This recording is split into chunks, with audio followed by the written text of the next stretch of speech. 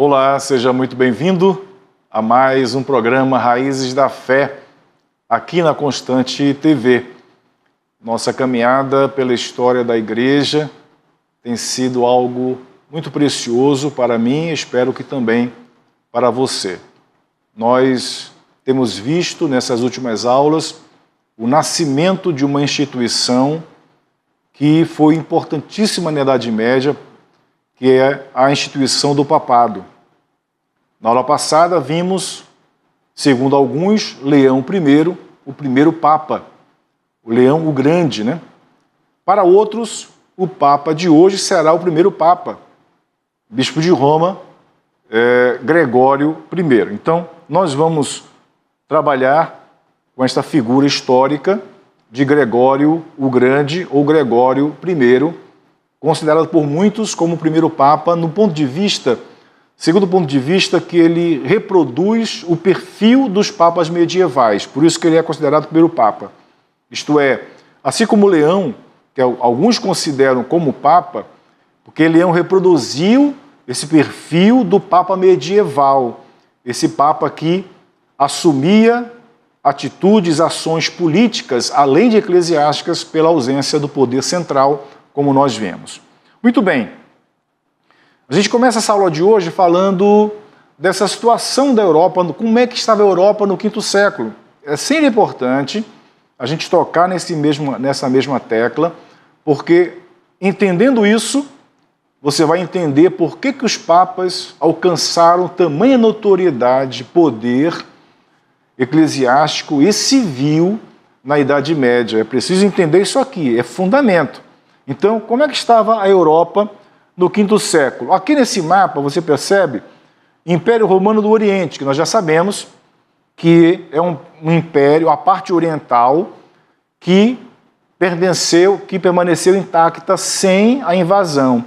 Já na parte ocidental, você tem aqui a Península Itálica, você tem aqui a área da França, da Alemanha, da Bélgica e a Península Ibérica, né?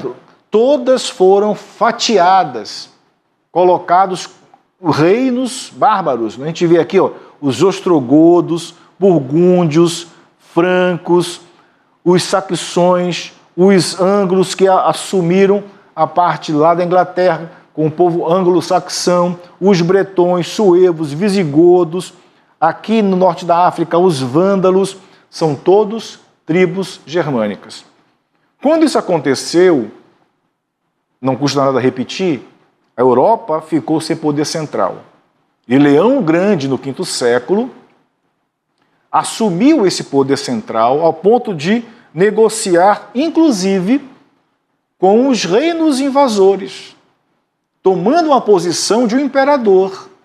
Então a gente já começa a perceber essa proeminência do Bispo de Roma. E nós vimos também, na aula passada, que Leão reivindicou, inclusive, biblicamente, essa autoridade, e nós trabalhamos com este assunto na semana passada. Portanto, o século V foi uma época de grandes mudanças e tumultos na Europa, marcada pela desintegração do Império Romano do Ocidente e pela migração e invasão de várias tribos bárbaras, como nós entendemos. E vale ressaltar, né, que entender isso aqui é entender como é que o Papa chegou a essa proeminência.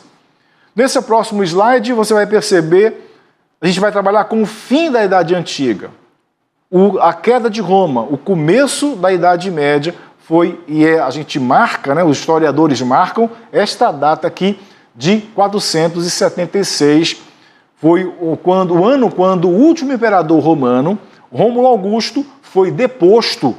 Por quem? Por um reino bárbaro, Odoacro. O chefe germânico marca um fim desse reinado do Império Romano. Odoacro era um germânico e ele depois, o último imperador. Quando isso aconteceu, acabou o poder central na Europa e ficaram os reinos, cada um com as suas possessões, tomando áreas do outro guerreando entre si, e essa é a realidade da Europa. Nesse próximo slide a gente vai perceber, portanto, o início. 476 marca o fim da Idade Antiga e começo da Idade Média. Como é que era, portanto, esse começo de Idade Média na Europa? Claro que houve um declínio urbano. Muitas cidades romanas declinaram ou foram abandonadas e a vida urbana se deteriorou. O que houve aqui? Um êxodo das cidades para o campo. Houve a ruralização da Europa. Com essa ruralização da Europa, isto é, as cidades sendo invadidas, destruídas, as pessoas foram para onde? Foram para o interior do país, do continente. Aí começou uma guinada, teve uma guinada na história. Esse processo resultou no que nós aprendemos na escola de feudalismo, feudalização da Europa.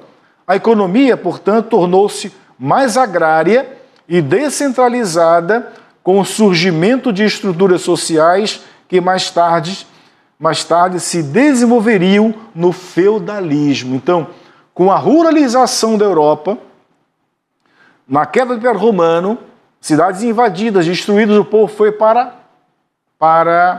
o interior. E lá se formou o que nós conhecemos de feudalismo, isto é, o rei bárbaro era dono de uma área da Europa. E esta área era muito grande. O que ele fez? Ele começou a ceder as glebas, outras porções menores para cavaleiros, para nobres. E esses nobres, portanto, tinham exército, eles protegiam para o rei aquelas terras, e esses nobres, por sua vez, contratavam, numa linguagem moderna, né, os servos. Tinham pessoas que iam arar a terra, produzir. Portanto, a Europa, no feudalismo, se tornou agrária. Tudo que ela produzia, comia, etc., vinha da área rural. Este é o perfil da Europa no poder descentralizado. Aí que entra a nossa figura de hoje, que é um papa que vai assumir, um bispo de Roma, um monge beneditino, vai assumir no final do VI século até o começo do VII século. Veja as datas de Gregório. Final do VI, isto é, Leão era do V. 100 anos depois, tem a outra figura que, para alguns, é de fato o primeiro Papa, porque ele assume mais do que Leão, bem mais do que Leão, assume a figura política do poder temporal. Então, Gregório o Grande é considerado o primeiro Papa e fundador do poder temporal do papado. E nós vamos conhecer um pouquinho sobre a cidade de Roma, na época do Papa Gregório o Grande. Mais uma vez, repetindo, ele era um bispo, ele era um monge beneditino. Ele foi eleito Papa em 590, portanto, 590 data o início de uma nova era para a Igreja, com essa figura do poder temporal assumido pelo Papa. Como é que estava a Europa na época de Gregório? Invasões bárbaras. Nós já sabemos disso. E rompeu uma grande epidemia na cidade, dizimando a população. Então, durante o pontificado de Gregório, além das invasões bárbaras, irrompeu uma grande peste, uma grande epidemia. As pessoas morriam e dizimou grande parte da população. O que mais acontecia na Europa na época de Gregório? Uma inundação que destruíra os principais armazéns da cidade. O pânico se somou à fome e à peste. Olha só, veja que Roma estava um caos. A Península Itálica, invadida pelos bárbaros. Epidemia, peste, inundações que destruíram os armazéns com as comidas. Pânico fome. Essa era a realidade da Europa, especialmente de Roma, na época de Gregório. O Papa Pelágio, que era o Papa anterior a Gregório, Pelágio II, adoeceu, ele começou a cuidar dos doentes nessa peste. E de tanto se envolver com cuidado com os doentes, Pelágio contraiu a peste e acabou morrendo. Foi quando Gregório assumiu o papado no lugar de Pelágio. Em tais circunstâncias, não eram muitos os que ambicionavam o posto vago. Isto é, nas circunstâncias que estava Roma e arredores, Europa, não eram muitos que queriam ser papas, porque era trabalho nessa época. Além de dirigir a igreja, tinha que dirigir a política. Assim fez Gregório. Vamos ver as medidas administrativas do Papa Gregório o Grande em Roma. Lembra que esses papas, a começar de Leão, começavam a assumir atos políticos. Antes eram só eclesiásticos. Agora, pela necessidade, pela ausência do poder central, a maior autoridade era o Papa, ninguém era mais. Ninguém tinha mais autoridade do que ele. O mais famoso, o líder que havia na Europa era o Papa. Eram esses bispos. Então, Gregório teve que assumir a cidade de Roma, os arredores, como político, como governador, como imperador, além de bispo, né? Então, quais foram as medidas administrativas de Gregório? Eu separei em medidas administrativas e medidas eclesiásticas, porque o Gregório transitava nesses dois mundos, né? Tinha que dirigir a igreja, ao mesmo tempo dirigir Roma, a cidade de Roma. Então, o que fez Gregório? Organizou a distribuição de alimentos aos necessitados. Ao mesmo tempo, o Papa supervisionava as remessas de trigo que vinham da Sicília para ter certeza de que não faltariam provisões.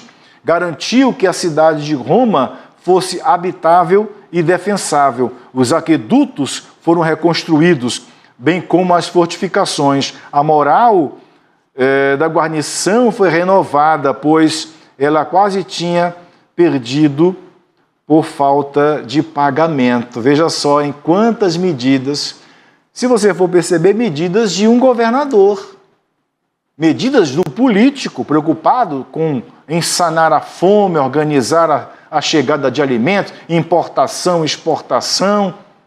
Gregório teve que assumir isso. Então você percebe que começa com Leão, 100 anos antes, essa postura do Papa, que é um líder religioso, bispo de Roma, de assumir também essa parte temporal. Outras medidas administrativas de Gregório para defender a cidade contra os lombardos, que eram inimigos que já há décadas batiam à porta de Roma. Para defender a cidade contra os lombardos, que era uma tribo germânica, Gregório solicitou a ajuda de Constantinopla. Como esta ajuda não chegava, em 2 ocasiões ele próprio negociou diretamente com o inimigo, como se ele fosse o representante do poder civil. É isso aí. Gregório era bispo de Roma, cuidava da igreja ocidental, pediu do Império Oriental ajuda contra os invasores, nesse caso os lombardos, que por muitas décadas tentaram invadir Roma, tomaram cidades ali daquela região. Só que o imperador não resolveu ajudar. E o que Gregório fez?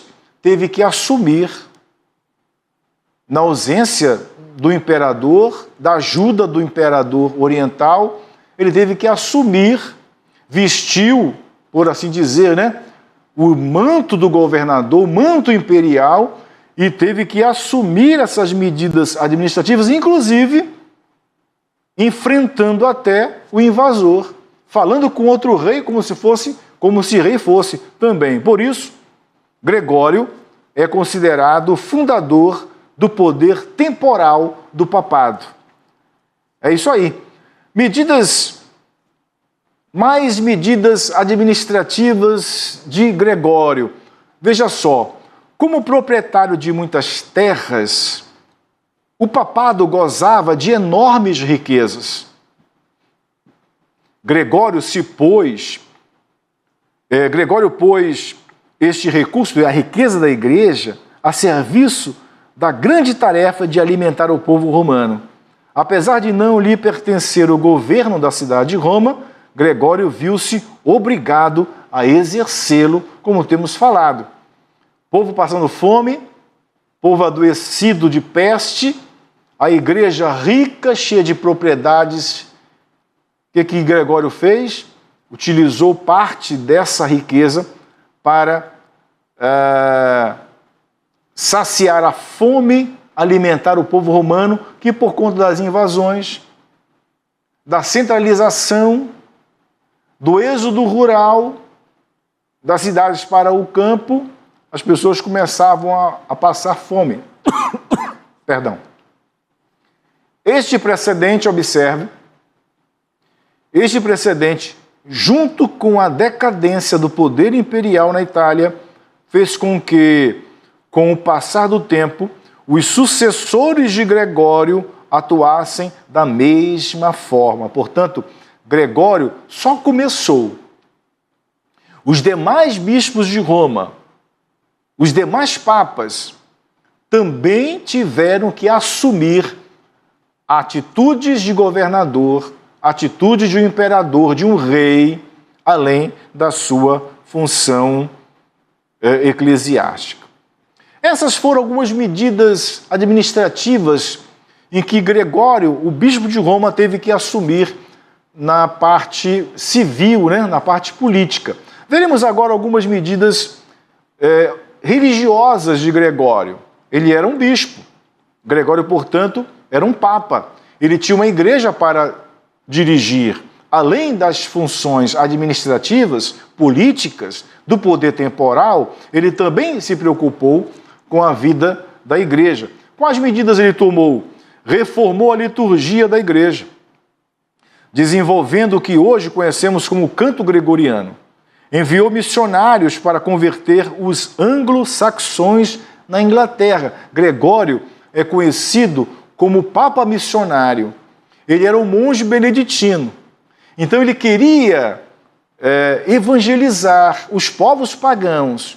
Ele olhou para a Inglaterra, ele olhou para os anglo-saxões. E o que ele fez? Pegou um bispo chamado Agostinho, não é o Agostinho de Hipona, era um monge beneditino, e com mais outros monges beneditinos, ele encaminhou para evangelizar a Grã-Bretanha. Portanto, e ele não só para lá, para outros povos, os francos, etc., ele mandou missionários para a Escócia, para o país de Gales. Gregório era um papa missionário, querendo converter esses povos pagãos, e que muitos deles eram cristãos, só que arianos. E que Gregório também foi apresentar a teologia ortodoxa e tradicional da igreja. Portanto, ele enviou missionários para converter os anglo-saxões lá na Inglaterra. Gregório I é frequentemente considerado um dos maiores papas da história, não apenas por suas reformas litúrgicas e administrativas, mas também por suas obras teológicas e espirituais. Você talvez não tenha acesso, não saiba, mas Gregório deixou muita literatura. E nessa época a igreja formulou muitas doutrinas que nós conhecemos hoje, por exemplo, como a do purgatório. Quem estabeleceu essa doutrina do purgatório? Gregório o Grande. Quem estabeleceu a doutrina da missa como sacrifício de Cristo? Gregório o Grande. Portanto, ele deixou esses escritos estabelecendo a teologia da igreja nessa época. Vamos ver então alguns exemplos da teologia de Gregório. Como já dissemos, ele desenvolveu a doutrina do purgatório. Para quem não conhece, purgatório é uma doutrina, é um dogma católico romano, que diz o seguinte: eu sou católico, então eu sou católico praticante, mas as penitências que eu fiz, as confissões, etc., não foram suficientes para salvar a minha alma. As missas que eu participei, eu morri. Eu morri. Então, como eu era um católico não praticante, muito embora as confissões, as penitências, as missas que eu participei não foram suficientes para salvar a minha alma, para me levar direto para o céu, eu fui para o purgatório, que é uma região espiritual que segura as almas que não foram salvas totalmente em vida, para purgarem seus pecados, sofrerem ali um pouco mais, para depois irem para o céu. Essa doutrina, que inclusive está em voga hoje no meio católico romano, começou com Gregório no final do século VI, comecinho do século VII. Como é antigo, né? Como é antiga essa doutrina católica do purgatório. O que mais temos a falar sobre a teologia de Gregório o Grande? Dedicou sua atenção à questão de como podemos oferecer a Deus uma satisfação pelos pecados que cometemos. Gregório, portanto, preocupado com a vida espiritual, criou a doutrina do purgatório e ficou preocupado assim, mas eu em vida, o que eu posso fazer para oferecer a Deus como satisfação dos meus pecados? Então veja só o desvio, né? O desvio completo da doutrina da salvação. O que eu posso fazer para satisfazer a Deus pelos pecados que cometi? Eu não posso fazer nada. Jesus é que faz, com a morte dele, ele que faz por mim. Mas Gregório queria manipular isso. Gregório queria, de alguma maneira, fazer com que o homem fosse responsável por alguma coisa, para satisfazer a Deus pelos seus pecados que estava cometendo. Portanto, essa satisfação, segundo Gregório, oferecemos através da penitência. Isto é, eu sou um pecador. Como é que eu posso satisfazer a Deus pelo pecado que eu cometo? Através da penitência, que consiste em arrependimento, confissão e pena, o castigo. Veja se não é a doutrina católica de hoje, nem católica de hoje. O que é penitência? É o arrependimento. Eu me arrependo. Aí eu vou para a confissão auricular. O padre que me ouve os meus pecados, ele estabelece uma pena. Eu cumpro a pena, pronto, estou perdoado dos meus pecados tranquilamente. Vou pular carnaval. Quarta-feira de cinzas, fui criada para isso. Para arrependimento do mal que cometi, dos pecados que cometi durante os dias de carnaval. Aí na quarta-feira de cinzas eu peço perdão, me arrependo, peço perdão, o padre me manda confessar alguma coisa, pronto, resolvi, vou para casa feliz da vida, perdoado. Isso vem de Gregório no século VI, final do VI. Comecinho do capítulo do século VII. Então veja só, né? Purgatório, missa, penitência, que você conhece como doutrinas católicas, que são até hoje praticadas, vem do século VI com o Papa Gregório. Gregório tinha mais a respeito da teologia. Olha só, que nós vemos hoje no catolicismo. Há essas três fases. Que fases são essas? A penitência, confissão e pena. Se junta à absolvição sacerdotal, que confirma o perdão de Deus, que Deus já conferiu ao penitente. Isto é, o padre que me ouve meus pecados, que eu estou confessando, e o padre, portanto, estabelece uma pena para eu pagar, porque a salvação está nas minhas mãos, né? Perdão está nas minhas mãos, segundo Gregório, e não nas mãos de Jesus. E o padre se julga na autoridade de absolver-me dos meus pecados. Meu filho, você está absolvido da pena do pecado. Você está perdoado. Um homem pecador absolvendo outro homem pecador. Isso vem de Gregório, isto é, toda essa teologia de Gregório não se encontra no texto bíblico, no Evangelho, nas cartas paulinas, petrinas, nem de Pedro, que é, pela Igreja Católica Romana, considerado o primeiro Papa. Nem Pedro prega isso. Portanto, vem de homens, vem de Gregório e vem dessa época do século VI. Um outro aspecto mais da teologia de Gregório Grande, uma das maneiras de os vivos ajudarem os mortos a saírem do purgatório é oferecer missas em seu nome. Isso vem de Gregório no século VI. Isto é, uma das maneiras de os vivos ajudarem os mortos. Morreu, eu morri.